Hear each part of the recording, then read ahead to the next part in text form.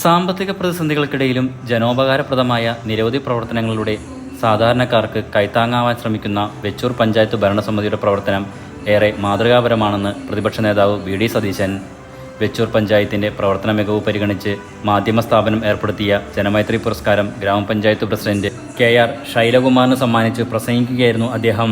Vechur saint Mary's പള്ളി ഹാളിൽ നടന്ന യോഗത്തിൽ വിവിധ മേഖലകളിൽ മികവ് തെളിയിച്ചവരെയും പ്രതിപക്ഷ നേതാവ് ഉപഹാരം നൽകി അനുമോദിച്ചു. Advocate Mons Joseph MLA. മുഖ്യപ്രഭാഷണം നടത്തി. ഈ വിജയത്തിന് കരുത്ത് പകരുന്ന ഏറ്റവും പ്രധാനപ്പെട്ട കാര്യമാണ്. പഞ്ചായത്തിലെ എല്ലാ ജീവനക്കാരെയും ഞാൻ പ്രത്യേകമായി അഭിനന്ദിക്കുകയാണ്.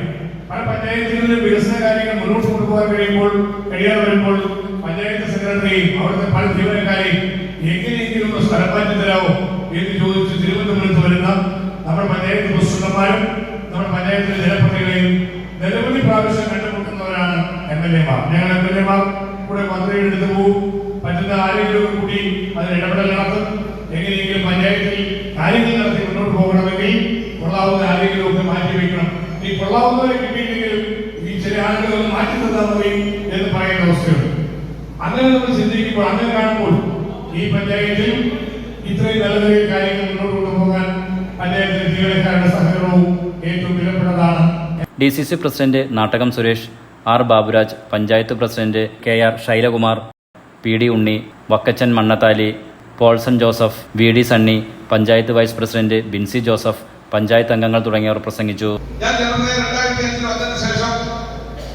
ഈ 2-3 വർഷക്കാലങ്ങളിലാണ് കൂടുതൽ ഇത്ര ഫണ്ട് വെട്ടിക്കുറയ്ക്കുന്ന സാഹചര്യം നിലനിൽക്കുന്നത്.